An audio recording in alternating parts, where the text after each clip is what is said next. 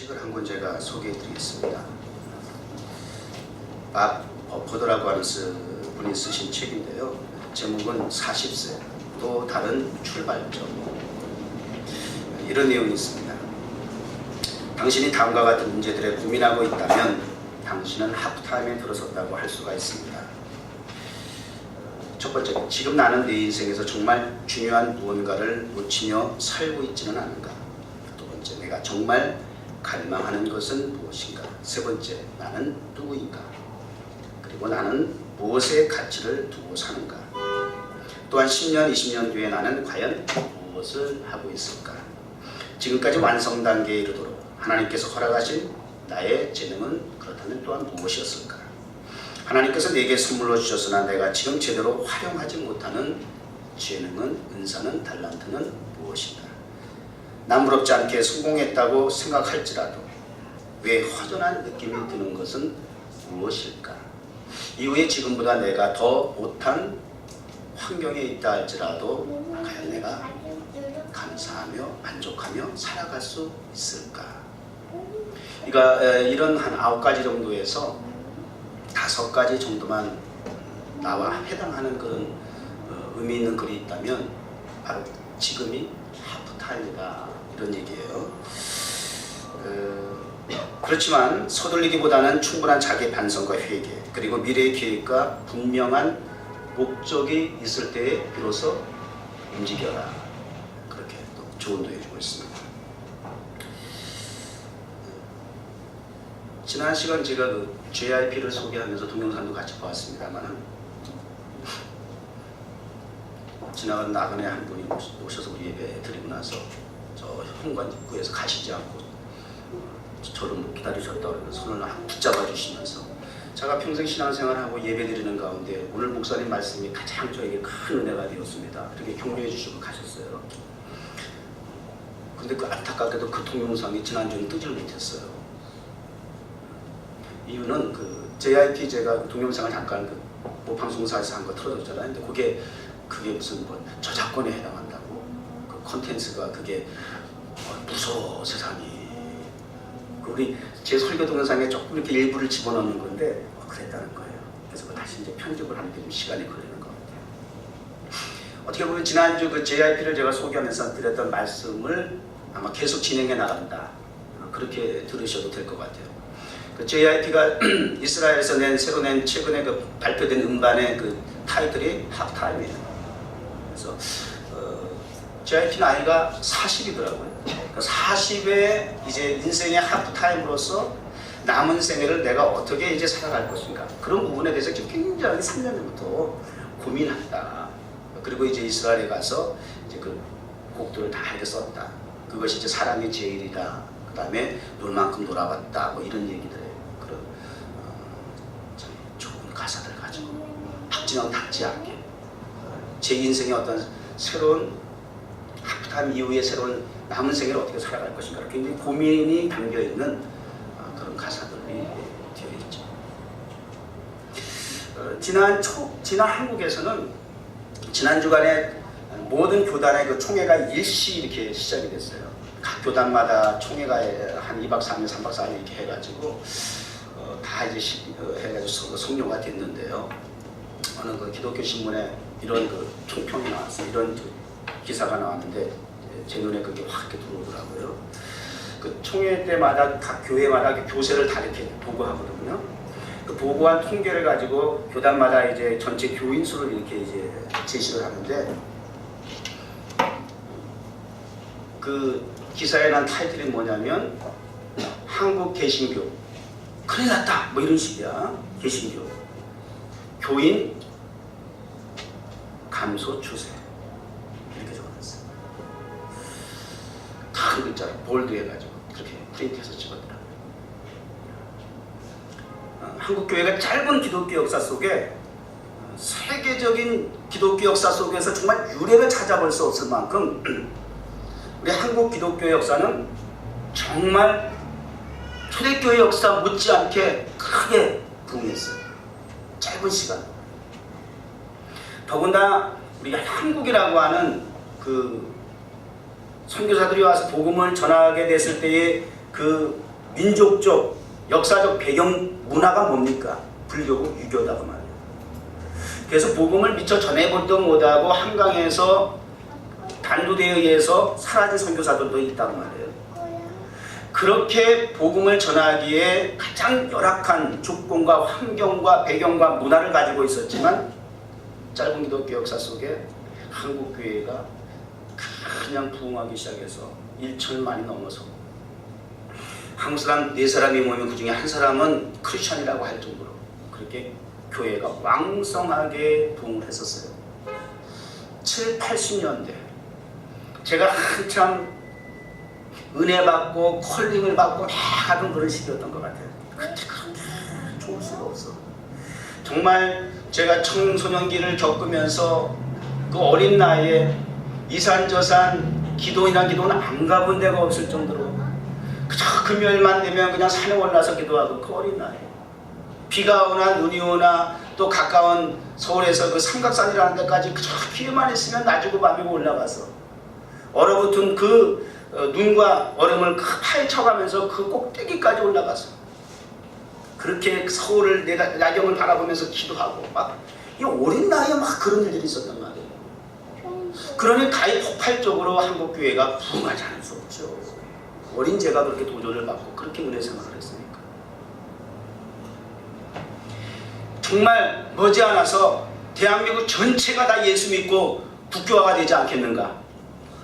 뭐 이런 비전이 생기고 그렇게 막 그냥 부흥이 되니까는 뭐 그때만 하더라도 문이 열리지 않았던 중국에 대해서 막 그냥 사명자들이 생기고 모든 신학생들마다 다 중국에 가 선교한다고 그러고 전혀 그때는 아직 중국이 전혀 문도 열려서 기미도 보이지 않고 지금 북한과 똑같은 현실이었는데 근데 이제 미국도 그렇고 유럽도 그렇고 기독교 역사가 워낙에 오래됐으니까 지금 이렇게 침체되고 지금 이런 상황에 대해서는 그런 역사의 그런 길이만큼 깊이만큼 비례해서 우리가 생각해 볼 수 있는데 아니 뭐 이거 시 끓는 놈이 식는다 그런 겁니까? 이거 뭐 100년 뭐 난지도 되기도 전에 이제는 감소 추세로 돌아서 가지고 뚝뚝뚝뚝 떨어진다 심각한 정도 이런 기사를 보면서 그럼에도 불구하고 또 다른 기사 내용들 교단마다 이슈가 돼서 나온 그 땅땅땅 쳐가지고 뭐 통과시켰던 무슨 뭐 법안들의 내용들을 보면 목사 그 세습 그거에 대해서는 이제 안 된다 뭐 이런 것들 그 다음에 담임 목사의 원로 그러니까 은퇴 정년의 나이를 뭐 어떻게 한다 뭐 이런 것들 그런 거 가지고 크게 이슈화해 가지고 그렇게 큰일이나 한 것처럼 저는 그런 걸 보면서 한편으로는 참 마음이 안타깝고 또 화가 났었어요.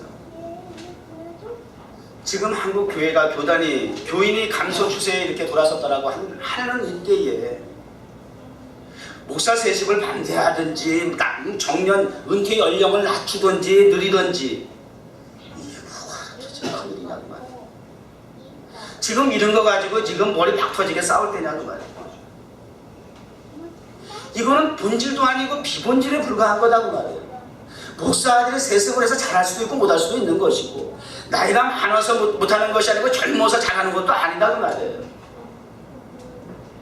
그런 어떤 제도적인 틀 안에서 그렇게 해가지고 뭐 그런 것 때문에 수년간 그냥 싸우고 지지고 복부고 그것이 사회에까지 나와가지고 교회의 부패 상황만 자꾸 드러나고 그러니까 빨리 뭐 이렇게 조치해가지고 이렇게 했다라고 하는 걸 보여주고 싶어서 그런 이슈를 이렇게 해서 나왔는지는 모르지만 하나님의 측면에서 볼 때에는 그거 아무것도 아닌 거거든요. 그게 지금 문제가 아닌 거거든요. 하나님의 나라 측면에서 보게 되면 교회의 교인이 감소되는 상황, 믿는 자가 점점 떨어져 나가는 상황, 만일 믿는 자를 실족케 하면 성경에 어떻게 경고해 주셨는지 아시죠? 믿는 자를 한 사람 실족하게 하면, 교회를 떠나가게 하면, 믿음을 잃어버리게 하면 그 사람은 연자 맷돌을 목에다 내고 물에 빠지라는 거야. 다시는 올라오도 못하게 연자맷돌 뭔지 몰라? 뭐라 그러죠 그거? 물맷돌, 물덩어리를 목에다 메고 바다에 빠지라는 거야. 그만큼 영혼을 실족하게 하는 것은 그만큼 위중하다는 말이에요. 이러한 현실에 대해서는 개탄하지 아니하고 그거에 대해서는 몸부림을 치면서 어떻게 우리 개신교회가 세상에 정말 진리의 등대가 되고 빛의 소금이 되어서 다시 교회가 부흥할 수 있겠는가, 회복을 시킬 수 있겠는가.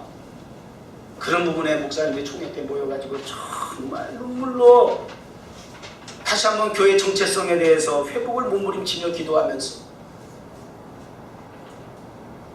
믿음의 지도자로서 어떠한 방향을 가지고 목적을 가지고 사역을 해 나갈 것인가. 제가 볼 때는 지금이라도 우리 한국 교회가 하프타임을 선언했으면 좋겠어요. 하프타임이라고 하는 의미는 우리 보통 축구에서 쓰잖아요. 운동 경기에서 전반전을 치르고 났는데 그 게임이 졌든지 이겼든지 간에 저도 괜찮아. 이 하프타임 때는 그동안 전반전 때 어떤 전력을 가지고 어떻게 우리가 움직였기 때문에 어떤 결과가 나왔다라고 하는 걸 그것을 이제 분별을 하고 분석을 해서 새로운 지침과 그리고 계획을 전달해서 지도자가 그리고 그걸 같이 머리를 맞대고 의논하면서 새로운 다시 있을 후반전을 대비하는 시간이잖아요. 준비하는 거잖아요. 그래서 그 전략이 잘 들어먹히면 전반전 졌다 할지라도 후반전에 만회할 뿐만 아니라 역전도 가능해. 이게 하프타임의 중요성이다 그 말이에요. 필드에서 뛰는 시간에 비하면 그 하프타임은 상당히 작은 시간이지만 그러나 그 시간이 그만큼 상황을 역전시킬 수 있을 만큼 중요한 의미를 가지고 있는 시간이라는 거예요. 한국교회가 이제라도 하프타임을 선언하고 다시 새로운 한국교회가 어떠한 방향과 목적을 향해서 나아가야 할지를 이제 총회에서 노예에서 목사님들이 또 교회 안에서 성도들과 주회원들이 모일 때마다 하나님의 나라 측면에서 이런 하프타임이라고 하는 시간을 가지고 이제는 좀 막 교회 건물 성전 짓는다고 말이죠. 한국교회는 서울에 같은 세상에 보통 건물이 다 몇백억이 돼. 동네마다 막 그냥 막 정말 엄청 큰 교회들이 그냥 많더라고. 나 깜짝 놀랐어요. 저도 오래간만에 가보니까 뭐 그게 비단 무슨 뭐 도시 한복판에만 그런 게 아니라 그냥 뭐 지방에 가도 그렇고 막 교회들이 막 얼마나 큰지 몰라요. 그래요. 그걸 잘못하면 다 얘기하는 거 아니에요. 그렇게 지금까지 하나님의 성전을 세우는 게 그렇게 또 우리가 어떤 방향을 가지고 목표를 가지고 했다라면 이제는 실제적으로 내용적으로 성도들을 하나님의 백성들을 어떻게 우리가 양육하고 보다 더 이제 하나님의 나라를 확장해 나갈 수 있을까. 이런 부분에서 좀 심각하게 거룩하게 고민하는 그런 하프타임의 시간을 가졌으면 좋겠다. 이런 생각이 듭니다. 목표와 목적의 차이는 아세요? 어떤 단체는 우리 교회도 목표가 있어요. 우리 교회 올해 목표가 뭐예요?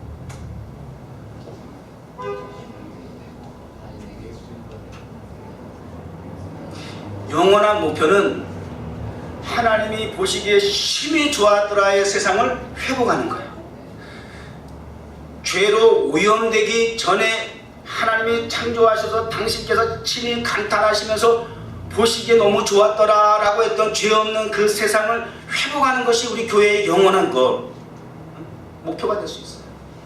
올해는 특별히 자신에게는 우리 교회적으로는 간증이 될 만한 일들, 그리고 그 간증이라고 하는 것은 그 간증을 통해서 주변의 지역의 타인에게 하나님의 살아계심이 증거되는 일, 그렇게 해서 하나님의 살아계시다고 하는 것이 증거가 되었다라고 하는 의미는 모든 사람들이 믿는 사람이든 믿지 않는 사람들이든 살아계신 그 하나님을 향해서 경외하게 되고 경배하게 되고 예배하게 됨으로써 두렵고 떨리는 마음으로 사신 하나님을 향해서 그들이 다가갈 수 있음으로 말미암아 하나님께는 영광.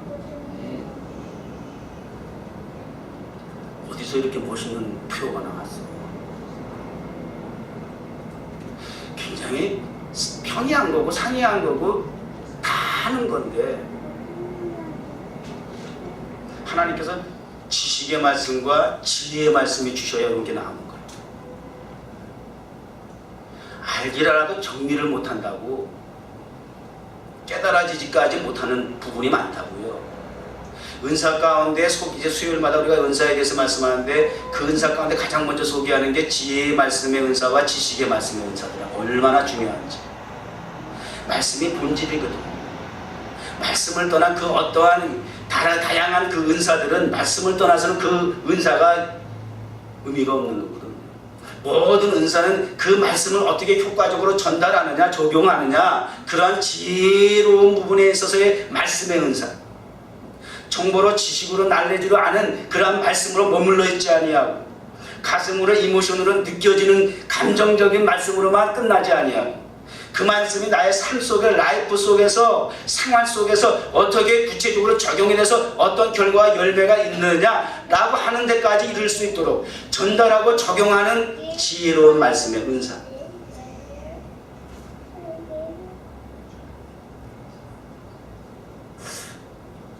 그런 강단의 말씀의 선포가 있는 교회 섬기는 여러분, 복받은 겨.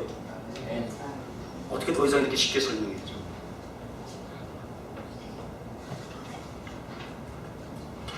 가령 우리 학생들 같은 경우에 학교 다니면서 목표가 있어요. 그럼 뭐예요? 좋은 성적을 내야지, 1등 해야지. 우리 한국 사회는 순위 사회야. 등수로 다 결정이 뭐든지.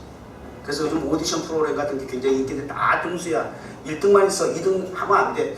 요즘 그 새로 나온 그 예능 프로그램 중에서 YG하고 JYP가 이렇게 서로 하는 그 경쟁 프로그램이 있어요. 근데 이 YG가 아주 세게 나가더라고. 1등 아니면 2등은 앞으로 저기 데뷔 없어. 딱 이렇게까지 얘기하더라고. 1등만 데뷔시킨대. 2등은 데뷔 없대는 거야. 그러니까 뭐 죽기 살기로 해야지. 지나온 연습생 생활을 어렸을 때부터 몇 년 동안 했는데, 데뷔 안 시켜주면 꽝이지. 1등만 데뷔시켜주겠다는 거야. 좋은 성적을 내야죠. 그러니까 목숨 걸고 막 좋은 성적을 내야 돼. 그 좋은 성적을 내는 이유가 뭐냐? 좋은 학교를 가기 위해서죠. 좋은 학교를 가기 위한 목표가 뭐냐? 좋은 직장에 들어가서 보다는 다른 것보다 더 많은 수입을 얻기 위해서겠죠. 또 왜 그렇게 하느냐? 그래야 또 좋은 배우자를 만나서 결혼도 하게 될 것이고, 가정을 이루게 될 것이고, 그래서 소위 말하는 행복. 목표로는 성적, 학교, 직장, 가정, 이게 다 목표가 될 수 있어요. 근데 그 목표가 목적이라고 얘기할 수는 없다 그 말이에요. 돈이 사람들 근데 그 착각하는 것이 그게 목적으로 그것까지 생각하는 거야. 그건 목표예요. 내가 좋은 대학 가고 배우자를 만나고 무슨 가정을 이루고 무슨 사업으로 돈 많이 벌고, 이거는 목적이 아니고 목표다 그 말이에요. 무슨 얘기냐? 목표는 목적을 향한 방향 제시일 뿐이지, 과정일 뿐이지, 수단일 뿐이지, 도구일 뿐이지 목적은 아니다 그 말이에요. 목표는 목표일 뿐. 그 목표를 통해서 어떤 목적을 이루느냐, 그게 굉장히 중요한 거예요. 목적은 의미예요. 돈이 의미라고? 돈에다가 의미를 주는 사람 많다니까. 삶의 의미가 돈입니까? JYP가 놀 만큼 놀아봤다 그러고 노래하는 게 그거 아니에요. 제가 어제도 한국 KBS의 그 프로그램 중에서 글로벌 성공시대라는 프로가 있더라고요. 글로벌 성공시대, KBS에서 나오고. 근데 그걸 왜 봤느냐? 제가 뭐 그렇다고 해서 프로그램 다 섭렵하고 있어요. 제가 지난주에 논문 쓰려고 알파인의 어느 저택에 가서 제가 2박 3일 그거 가 있었잖아요. 뭐 평소에 몇 번도 갔지만 그 집하고 건너편에 있는 집하고 서로 살던 지가 아니야. 두 집 다 그냥 저택이야. 말 그대로 저택이야. 정말 저 태어나서 처음 그런 집 구경했어요. 근데 같이 이제 논문 쓰는 목사님 교회 교인들이란 말이에요. 근데 그때 제가 잠깐 전에도 얘기했습니다만 식사하다 말이죠. 그 목사님이 이런 집에서 살면 제가 행복하겠습니다. 그랬더니 이렇게 큰 집에 살면서 돈이 많으면 뭐예요? 그러고 그 옆에 있는 목사님이 그러는 거야. 담임 목사님이세요. 왜요? 그랬더니 돈은 많이 벌면 뭐예요? 헌금도 안 하는데 그러시더라고요. 당장 돈 있는데.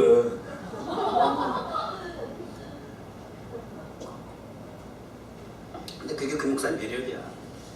그럼에도 불구하고 이 교회 얼마 다니셨어? 난 깜짝 놀라가 당황스러웠는데 얼마 5년 다녔대요. 그 정도에서 5년 다녔으면 그 굉장히 훌륭한 거죠. 저한테 여러분 무슨 뭐 박해를 받았다고?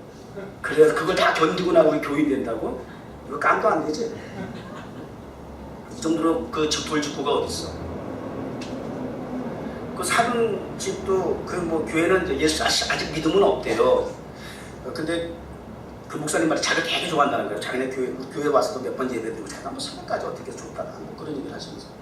근데 지금 여기 그 같이 그 논문 쓰러 왔던 그 집에 그분은 권사님 장모님이야. 근데 이제 사돈집으로 이제 아직 교회를 이제 다닌 지 얼마 안 되시면 저 집은 수입이 더 많대. 그래서 그 목사님이 약이 올랐어. 그 사돈집은 말입니다, 목사님.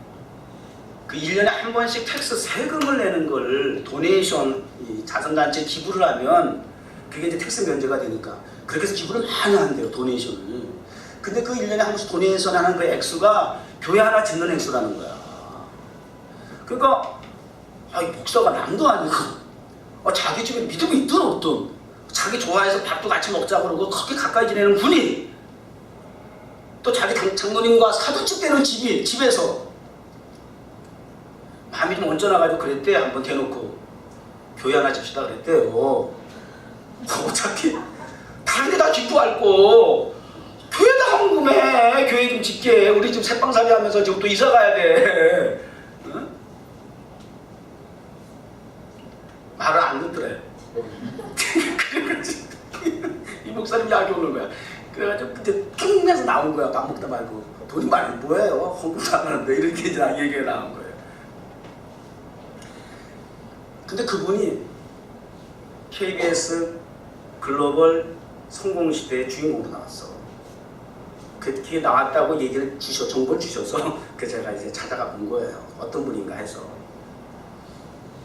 나들이라고 하는 보석상을 운영하세요. 나들이라는. 17년째 돼서 뉴욕에 온 지. 근데 미국의 3,500개 백화점에 그 뭐라 그러죠? 입점이라 그래? 3,500개 백화점에 그 보석이 다 나들이 제품이 나갑니다. 3,500개 백화점. 이 메이시도 한 30, 40분 정도 이렇게 나오는데 메이시의 전 세트, 이 앞에 그 쇼윈 그도 있죠? 앞에 그 지나가면 이렇게 나도 뒷문으로 지나가면 이렇게 사진 많이 찍는데 입을 때 있으면 거기를 쫙 전부 나들이 제품으로 그 보석을 쫙 박아놨더라고. 이런 거 저런 거 참 보여주면서.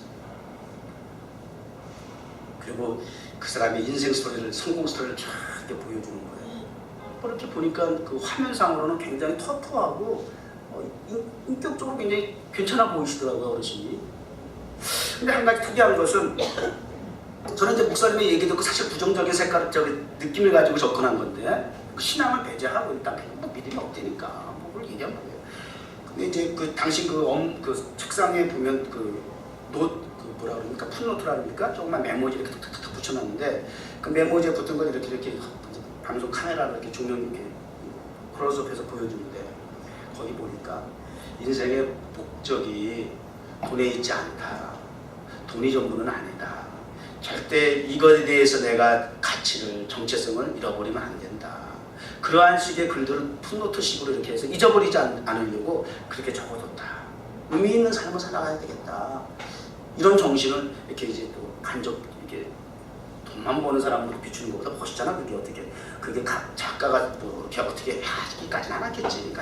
그렇게 어떻게 스토리를 만들어서 구성을 잘 해가지고 돈만 번 사업가가 아니라. 그래서 제목이 뭐냐면 보석보다 더 빛나는 주얼리 사업가. 이렇게 주제를 다 보석보다 더 빛나는 주블리 사업가, 기업인 이렇게 나왔다. 참 보기 너무 괜찮아. 저는 이제 그거 보면서 누구 생각나? 여러분 제가 이 얘기하니까 벌써 여러분들도 누구 생각을 해? 자연스럽게 소영민 집사 생각나잖아. 오늘 성경을 조금 버벅대면서 읽었지만 4, 50년이 아니고 정정합니다. 45년입니다. 성경은 정확해야 되니까. 저도 이렇게 설교를 하다 보면 여러분들이 또 모니터링해서 저에게 가르쳐 주셔야 돼요. 저는 이렇게 모니터링 하다 보면 제가 설교 중에 내가 의도하지 않았던 말이 툭툭 튀어나올 때가 있어. 뭐 야곱이라 그래야 되는데 에서라 그러고, 뭐 바울이라 그래야 되는데 무슨 뭐 베드로라 그러고, 이게 말씀을 전하다 보면 조금 내가 원하지 않는 방향으로 갈 수가 있어요. 근데 그런 것들을 여러분이 알고 듣고, 나는 모르겠어. 모르고 듣는지, 제가 그냥 넘어가는 건지 모르겠지만, 이게 대외적으로 동영상을 보는 분들한테는 제가 그랬잖아. 여러분들 홈페이지나 동영상 여러분, 우리 목사님 지난 설교 정말 은혜 받았어. 주중에라도 자주 반복해서 복습하는 마음에서 동영상 설교를 들어야지. 그리고 본 사람은 하나도 없잖아. 그럼 거기 동영상에 몇백 명씩 들어와서 보는 사람은 다 외부 사람이란 말이야. 그 사람들이 볼 때는 어떤 그 과정을 모르는 상황, 상황을 모르는 상황에서 그러면 목사가 자꾸 말이 잘못 나가면 실수하면 무식해 보이잖아요.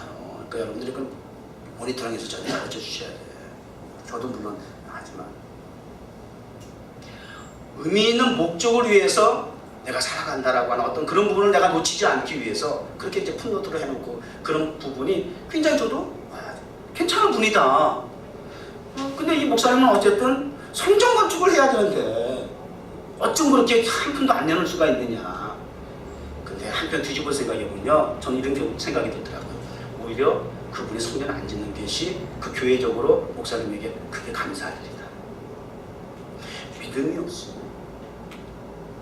믿음이 없이 하나님께로 받은 성령의 감동이 없이 인위적으로 인간적으로 업적이나 드러내듯이 상색을 내듯이 그렇게 사회에도 기부해서도 안 되지만, 그렇게 하나님 앞에 헌금하고 하나님의 일에 그렇게 성전을 짓고 하는 일도 그렇게 하게 되면 안 돼. 그렇게 교회 짓고 나면 그곳에 쫓겨나는 수 있어. 왜? 그런 일들이 우리 이민교회 지금 주변에 한둘이 아니야. 내가 그게 줬다는 거야. 그리고 거기 기업이더만 이사장명, 거기 이사장명만, 교회 재단법인에 가지고 이사장명만 갖고 있더라고 그분이. 적지 않은 교회들이 그래요. 그리고 목사들이 얼굴마담이야. 그 장로님 그 교회 진 사람 마음에 안 들면 안 돼. 언제든지 쫓겨나. 이러한 현실 속에 있는 교회의 모습을 바라본다면 하나님의 일은 적은 것이든 큰 것이든 믿음을 가지고 큰 기쁨과 감사함과 자원함으로 하나님의 주신 성령의 강한 감동을 통해서 진행이 되지 아니하면, 말씀을 통해서 주시는 주인공의 마음에도 하나님의 성령의 동일한 감동이 있을 뿐만 아니라 그 말씀을 전달해서 받는 성도들에게도 동일한 한 성령님의 강한 감동이 있을 때에 모든 것이 하나가 성령이 되는 것이야. 무조건이 아니야. 그냥 되면 되는 게 아니에요. 결과가 중요한 게 아니라니까요. 동기와 과정이 그래서 더 중요하다는, 하나님은 항상 그 동기와 과정을 결과보다도 더 중요하게 생각하는, 한국 기독교회가 왜 지금 이렇게 어려웠느냐, 결과만을 추구했기 때문이라는 생각이 든다 그 말입니다. 제가 가스롭게 함부로 자꾸 얘기하는 것 같지만 그건 오래가지 못해요. 우리 뉴욕 종원교회는 목표와 목적의 분명한 방향성과 의미를 가지고 하나님의 주신 교회의 몸에, 우리 집사님 기도하신 것처럼 목사 주의 종을 통해서 먼저 하나님께서 감동을 주신 고리고 비전이긴 하지만, 그러나 교회를 세우시고 그 교회를 통해서 이루시기 원하시는 그런 하나님의 사명이 되었다라고 한다면, 그 목적을 위해서 하나님의 은사는 다양하지만 성령은 하나이고, 직분은 다양하지만 주도 하나이며, 나타나는 역사도 다양하지만 하나님은 한 분이신 것처럼 우리 뉴욕 종목교회는 조금 더디어도, 조금 이렇게 많지 않아도, 아직 그렇게 연륜이 깊지 않아서 아직은 낮아도, 조금 천천히 갈지라도 이렇게 가야 돼요. 한 분 성령, 한 분 주 예수 그리스도, 한 분 하나님. 이분과 함께 가요.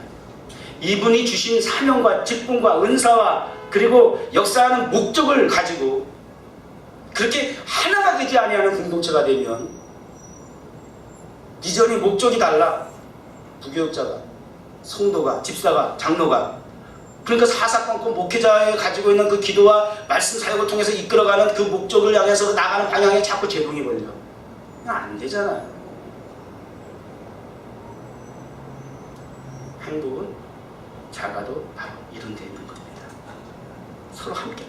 아직 지금 새끼 먹기도 어렵지만 그러나 목적을 향해서 함께 간다라고 하는 것이 어떤 특징이 있느냐? 너무 좋아. 그 자체가 너무 기쁘다니까. 내 생각을, 내 목적을, 내가 가지고 있는 이러한 흐름을 내에서 이해해주고 받아들이고 함께 가겠다라고 하는 그런 동료가, 그런 주변에 함께하는 공동체가 있다라고 하는 그 자체가, 그 가정의 이론이 그게 행복인 거예요. 남편이 아내가 다 생각이 안 해. 가는 방향이 다 달라. 깨지는 거죠. 그냥 결혼해 살았는데 성격이 안 맞는, 다르니, 뭐가 다르니, 다르지. 그럼 뭐가 어떻게 똑같길 바래.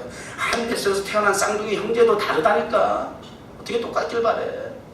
그게 하나님의 오묘한 창조의 섭리야. 똑같이 공장에서 제품 뽑아내듯이 하나로 뽑아내는 게 아니시라고요. 그럼 하나님이 뭐 위대해요. 너무 신비롭잖아. 어떻게 한 뱃속에 태어난 형제고 쌍둥이 트윈스인데도 불구하고 어쩜 그렇게 달라. 그게 하나님의 창조의 위대함이야.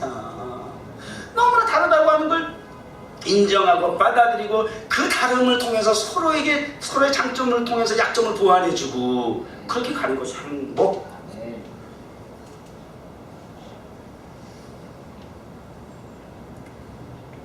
봉사하고 구제하고 헌신하고 내 희생을 할지라도 주변에 많은 사람들에게 행복을 줄 수 있다면 이런 의미를 가지고 있는 것이 그게 목적에 해당하는 거예요. 우리 뉴욕종원교회는 그렇게 간증이 되고 증거가 돼서 하나님 앞에 영광을 돌린다라고 하는 차원에서 여기 다 사실 어떻게 보면 목표와 목적이 같이 있는 아주 굉장히 집약된 말씀이긴 하지만 전체적으로 우리가 그래서 나타나는 목적은 하나님을 영화롭게 하는 것. 인생의 제일된 목적. 소기의 문답 1번 첫 번째 나오는 제목이거든. 이 하나님께서 택하시고 구원하시고 교회를 세우신 하나님의 선하신 목적이에요. 하나님을 영화롭게 해드리는 거예요. 즐겁게 해드리는 거예요. 하나님을 즐거워하는 것이 무엇이냐? 우리 아버지가 살아계실 때 그러셨다니까. 우리 어머니 돌아가시고 나서 이제부터 자녀들 7남매 다 모아놓고 이제부터 너희들 나한테 이제 어머니도 안 계시니까 나한테 어머니 목까지 효도를 해라 그러시나. 어머니까지 목까지 효도를 해라. 당신 입으로 효도해라 그래. 그래서 아버지가 참 아버지지만 뻔뻔하시다. 자기 입으로 효도하라 그러시네. 근데 그게 우리 아버지 장점이야. 난 거기까지 못 가. 우리 아버지 난 닮았어도. 난 우리 제임스나 제프리 보고 아빠한테 효도해라 나 이런 얘기 난 못할 것 같아.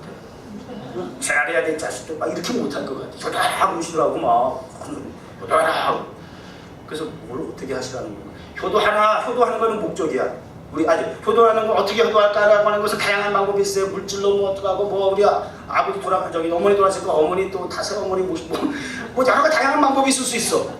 목표를 가지고 우리 아버지에게 어떻게 효도할까 그러고 막 용돈을 드리는 것일까, 애인을 만들어 드리는 것일까 뭐 이럴 수 있을 거야. 우리 아버지 오래 사셨을 것 같더라고. 우리 어머니 돌아가시고 그러니까 근데 전혀 그런 생각도 없었어. 못했어. 근데 아버지가 효도하는 방법까지 가르쳐 주시더라고. 의미까지 부여해 주시더라고. 나에게 효도하는 것은 효도라는 게 뭐 부모 마음을 가장 흡족하게 기쁘게 하는 게 효도 아닙니까? 나에게 그게 목적이거든. 용돈을 드리고 뭐 하는 것도 다 부모님이 기뻐하시지 않을까 해서 하는 것이 그 기뻐하시는 것이 목적. 내가 용돈 드리는 건 목표. 이렇게 되는 거예요. 그러니까 아버지가 효도하라고 하는 것은 아버지가 가장 기뻐하고 즐거워할 것이 무엇인가를 가르쳐 주는데 형제간에 우애하라 그렇게 얘기하시더라고요. 나에게 잘하는 것도 잘하는 나에게 정말 가장 잘하는 것은 형제간에 싸우지 않고 우애하는 것이다 라고 얘기하시더라고 말이에요. 그게 목적이 되는 거예요. 그게 의미가 되는 거예요. 목표와 목적 아셨죠? 네. 자 오늘 본문으로 돌아와서 보게 되면 이제 설교 시작입니다. 지금 본문에 나온 말씀의 주인공이 누구예요? 여호수아예요? 선호야? 어디서 여호수아라고 이렇게 내가 안 들릴 것 같으지? 갈렙이야. 여호수아는 듣는 입장이고 지금 갈렙이 여호수아를 찾아가서 이렇게 지금 얘기를 지금 나누는 거죠. 근데 지금 당사자는 갈렙이에요. 여호수아는 좀 듣기만 하는 거고 당사자는 갈렙이에요. 이스라엘이 이제 방황 시기를 끝내고 가나안을 정복해서 지파별로 땅을 다 분배했어요. 그런데 아직도 여전히 아직 정복하지 못한 땅이 있어요. 그것은 헤브론이라는 지역이에요. 그 헤브론이라는 지역은 어떤 특징을 가지고 있느냐? 다른 데 다 정복을 해서 다 지금 다 나눴는데 거긴 감히 지금 접근을 못해. 아무도 지금 찾아 생각조차 안 하고 있어. 그럼 그 헤브론의 땅은 어떤 땅이 있기 때문에 그러냐? 40년 전에 45년 전이라고 그랬죠. 45년 전에 이스라엘이 출애굽해가지고 가데스 바네아라는 데 가서 거기서 지파별로 한 사람씩 정탐꾼을 차출해가지고 정탐을 보냈잖아. 그래가지고 40일 동안 정탐을 하고 돌아와가지고 보고하는데 여호수아 갈렙 빼놓고 나머지 10명이 그 헤브론 지역 바로 그 지역에 그 정탐을 한 거야. 근데 그 지역의 특성이 어떠냐? 땅은 진짜 좋아. 뭐 포도송이 하나가 막 그냥 대박커. 막 그냥 어깨에 메고 되고 뭐 메고 갈 정도로 막 그냥 수확량이 굉장히 좋아. 그 참 땅이 정말 기름진 땅인가 보다. 그 참 그것까지 좋았어. 그런데 그 지역에 사는 거민들은 안악자손인데 그 안악자손이라고 하는 그 족보는 뭐냐? 이 거인자손. 전부 다 골리앗 같은 집안인가 봐. 아, 장대 같은 골리앗 같은. 그러니까 그 10명의 사람들은 땅을 아무리 좋으면 뭐하냐? 그 땅을 정복하려면 그 땅의 거민을 몰아내야 되는데 이게 안악자손의 후손이 뭐냐면 이게 다 고인들이다. 우리가 그들에 비하면 우리는 메뚜기에 불과해. 이러는 거다 그 말이야. 아무리 좋으면 뭐하냐 말이야. 그러면서 막 그렇게 보고를 하려니까는 분명히 여호수아 갈렙은 무슨 소리 하나 하나님 약속이 있으면 우리는 반드시 정복할 수 있다. 저들은 우리의 밥이다. 그러고 분명히 아무리 그래도 사람들은 다수결의 원칙에 그게 있어가지고 10명이 그냥 막 그냥 그렇게 부정적으로 보고하게 되니까 온 백성이 땅을 치고 곡을 하면서 우리를 이제 광야에서 다 매장시키려고 했느냐 막 그러면서 곡소리가 났잖아. 그 땅이에요. 지금 그 땅은 아직 정복하고 있지 못한 땅이에요. 그때에 다른 지파들은 필요하고 아직 그 땅에 대해서 전부 다 먼산 바라보듯이 하고 있는 그런 시기에 때에 갈렙이 지금 나서서 여호와를 찾아가서 사실은 여호수아도 갈렙과 어떻게 보면 동료였어. 모세 밑에 있을 때는. 그렇지만 하나님께서 모세를 통해서 여호수아를 찍어져 세운 이상은 갈렙도 여호수아에게 찾아가서 모든 것을 의견하고 물어보고 허락을 받아야만 했어요. 그리고 제안을 합니다. 바로 그때에 45년 전에 그렇게 우리가 정복하지 못했던 그 헤브론 산지, 그 산지 다들 지금 아직도 눈치 보고 두려워하고 정복하고 있지 못한데 그 산지 나에게 주시오. 내가 정탐할 때의 나이는 40, 그러나 45년에 지금의 나이는 몇 살? 85세로 돼. 그때나 지금이나 나의 강건함은 일반이요. 얼마든지 그들과 나 싸울 수 있어. 반드시 이길 수 있어. 그들을 몰아낼 수 있어. 그 땅을 반드시 다시 차지할 수 있어. 45년 전에 내가 하나님 앞에서 백성들 앞에서 선포했던 것처럼 그 땅은 우리 땅이요. 그들은 우리의 밥이요. 변하지 않았어. 달라질 거 하나도 없어. 알았어요? 이게 오늘 갈렙에 있어서의 하프타임, 인생의 하프타임, 우리가 80이라고 하는 성경에 7, 80이라고 그랬어요. 지금 이제 뭐 고령화 시대가 내가 좀 더 살아도 어쨌든 간에 그랬을 때 40이라고 하는 숫자를 놓고 그래서 이제 그 하프타임이라는 그 박준영이도 그래서 이제 하프타임을 나이 40을 놓고 이제 그렇게 곡을 썼다고 그러는데 보통 그렇게 일반적으로 얘기할 수 있지만 우리 인생의 하프타임은 나이의 기준이 돼서 제한받는 건 아니에요. 85세지만 나는 이제 하프타임으로서 이제 준비하고 이제 보다 후반전을 계획하면서 그 땅을 반드시 내가 이 산지를 헤브론을 약속의 땅을 내가 반드시 내 손에 넣겠습니다. 85세 올 수 있는 거예요. 모세는 80에 40년 광야생활 하프타임을 보내고 80의 소명을 받았고요. 시간의 세월이 나이가 하프타임을 정하는 기준은 될 수 없어요. 저도 하나님 앞에 기도할 때마다 굉장히 마음이 조급해. 특별히 최근에 언젠가부터는 이제 50 중반이 다 되다 보니까 자꾸 이게 이제는 뭐 더워가지고 올여름에 막 그냥 뭐 에어컨 틀어놓고 이랬는데 갑자기 어느 날 옆구리가 시려. 찬바람이 불면서 이제 창문을 다 닫고 옷을 막 끼워 입어. 벌써 또 가을이야. 순간 우울해지더라고. 중년 남성의 우울증이 왔나. 근데 그거보다도 이런 세월의 흐름 속에 내 나이 50이 중반이 다 돼가지고 야 이제 앞으로 얼마나 더 사역을 할까. 아니 아직까지 원하는 목표는 아직도 저만큼 있는데 아니 지금 이거 10월 가는 세월은 나이는 자꾸 먹고 마음에 조급함이 생기니까 하나님 앞에 막 조급한 마음에 때를 쓰듯이 기도하기 시작해. 그래서 때를 쓰고 기도하다가 제가 오히려 하나님 앞에 역으로 당했잖아. 하나님 빨리 사람을 좀 보내주시는 교회를 막 부흥시켜가지고 그래서 타임스퀘어에 나가서 빨리 이제는 막 이런저런 막 그냥 그런 그 교회들이 진행이 돼야 될 때 하나님 앞에 언제까지 막 이렇게 막 떼쓰다가 하나님 너는 왜 자꾸 사람을 보내달라 그러느냐. 네가 나가면 네가 나가라 자꾸 그래. 나간 게 타임스퀘어. 그래서 타임스퀘어 광장에서 예배드리기 시작했잖아요. 그게 벌써 2년 세월이 흘렀잖아요. 그러니까 어떻게 보면 내가 생각하는 목표를 향한 그 방법이 이랬다면 하나님의 방법은 다를 수도 있더라는 거예요. 내가 생각했던 시기가 이쯤이라고 생각했는데 하나님이 생각하고 계획하고 있는 시기는 다를 수가 있더라고 말이에요. 그때 하나님 앞에 내려고 맡겨야 하는 것이야.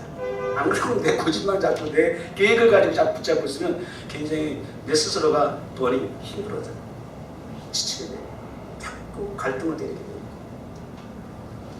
그래서 저는 그랬잖아요. 사실은 타임스퀘어 광장에서 우리가 매주 월요일 밤마다 그 광장에서 열방을 향해서 복음을 전하는 것만으로도 저는 하나님 주신 비전을 저 개인적으로 이루었다고. 어렸을 때 하나님께서 환상을 통해서 보여주셨던 일들을 저는 지금 타임스퀘어 광장에서 하고 있다. 하나님 지금 나를 불러가신다 할지라도 할렐루야 할 수 있다. 그러나 아직도 내가 내려놓지 못한 인간적인 계획과 목표에 있어서 아쉬움이 있다면 속히 타임스퀘어 광장 극장식 성전을 봉헌해서 사역적이면서 뭔가 지금 제가 준비하고 계획했던 일들을 좀 더 구체적으로 현실화해서 하고 싶은 그런 마음, 아직 그 부분은 지금 남아있는 거예요. 근데 하나님 아버지 언제지요? 보이지가 않네요. 아직도 끝없이 출구가 없어 보이는 터널 가운데 있는 나의 모습을 보니까 마음이 조급해져요.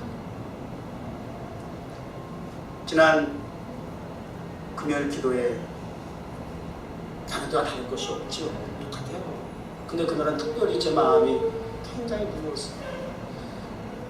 그날 차를 특별히 세울 데가 없어서 저 멀리 세워놓고 안 가는 골목으로 해서 골목골목으로 해서 이렇게 왔는데 저는 이 K타운 요 주변에만 이렇게 유흥업소들이 많아가지고 젊은이들이 그냥 여기서 그냥 그 주말만 되면 막 그 유흥업소 들어가서 그런 줄 알았어. 저 변두리 주변 골목에도 보니까 이게 지금 포화 상태가 돼가지고 막 점점 벌어져가지고 저 뒷골목에도 보니까는 우리 한국 애들이 그냥 많은 거야. 젊은 애들이 막 길거리에 서가지고 막 길에서 여자고 남자애들 다 담배 피고 막 그냥 침 뱉고 막 이러고 그냥 그러고 있어. 애들이 무슨 이 골목에 왜 K타운도 안 돼? 걔 애들이 많지? 그래서 이렇게 보니까는 거기도 보니까 그 안에 뭐 시커멓게 해놓고 뭐 그냥 사람 꽉 차서 꽉 차서 사람 꽉 찼어. 그러다 보니까 유흥업소가 구석구석 골목마다 유흥업소마다 애들이 그냥 꽉 차 있는 거야. 그리고 그걸 다 채취해가지고 그리고 교회에 딱 들어오니까 교회는 텅 비었어. 그날은 굉장히 마음이 정말 슬펐어. 하나님, 우리 뉴욕 정은 제 개인적인 인생 속에서 하프타임이라고 한다면 맨하탄에 나올 때가 아마 하프타임이지 않았을까 그런 생각도 하지만 뉴욕 정원교회가 올해 8년 차가 되면서 뉴욕 정원교회 사역적으로 볼 때면 사역적으로 놓고 볼 때에 아마 지금은 하프타임으로 정해야 되겠다 이런 생각이 들었어요. 이제는 후반을 향해서 지금 이 하프타임을 잘 준비해야 되겠다. 너무 마음이 아프고 화까지 났던 것은 세상에 이렇게 악한 원수마귀들의 세력들은 주변에 이렇게 영향력을 펴가지고 점점 구석구석 이렇게 확장일로에 있으면서 젊은 청소년들을 그 구석구석에 다 몰아놓고 그 지배하고 통치하고 그들을 영향 아래에 두면서 그렇게 젊은 애들을 좌지우지하면서 잘생긴 애들을 다 보고 있더라. 난 우리 교회 아들이 제일 잘생긴 줄 알았더니 생긴 것도 다 거기 같더라고. 그런데서 그냥 애들 가까운 너무 속상했어. 하나님, 하프타임. 이제 이 뉴욕 종원교회를 통해서 후반전을 준비해야 할 터인데 하나님 하프타임을 가지고 있습니다. 이제 잘 준비하고 계획해서 이제 후반을 위해서 준비하고 이제 새롭게 달려나가기를 원합니다. 지금 이렇게 무기력해서는 안 될 것 같습니다. 앞으로 영향력을 더 확대해 나가야 되겠습니다. 타임스퀘어에서 열방을 향해서 복음도 전하지만 우리 K타운에서 우리 지역의 이웃에 먼저 영향력을 미치는 교회가 되어야 되겠습니다. K타운에서부터 진리의 등대가 되어야 되지 않겠습니까? 그래서 타임스퀘어에서 우리가 열방을 향한 사역을 목표를 가지고 있는 그 원대한 꿈을 이루어 나가는 데 있어서 여기서부터 우리가 다시 한번 점검하고 시작해야 되겠습니다. 알았어. 화분 짝 조그맣게 끝낼 거야. 하품하되 입을 가려. 아닙니다. 하나는 좀 가려. 대놓고 하지 마. 자, 앞으로 이렇게 세울 거야. 그러면 안 돼. 앞에 앉아보니까 너 딱 걸리잖아. 아, 뒤에 앉아도 보여요. 나 설교 시간에 그럼 나 정말 진짜 짜증나. 조심하세요. 이렇게 세울 거야, 앞으로. 그래요. 설교 마치겠습니다. 뭐 더 이상 뭐 할 게 있어요? 더 듣고 싶어요? 좋죠? 예배를 시간에 제약을 할 필요가 뭐가 있어요? 우리 하프타임하고 또 합시다.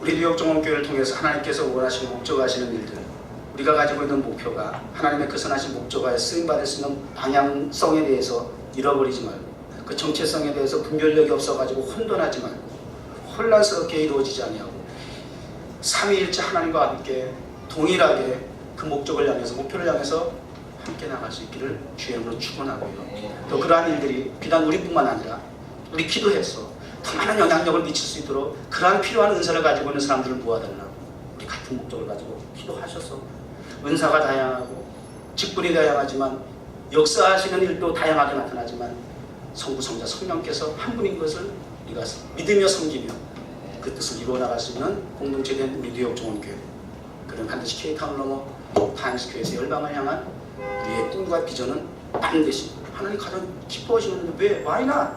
왜 안 되겠어요? 하나님 가장 기뻐하시는 그 목적을 향해서, 그 꿈을 향해서 우리 새로운 하프타임 가운데 준비하면서 새롭게 후반전을 준비하며 나아갈 수 있는 시점이 되기를 주의 이름으로 축복합니다.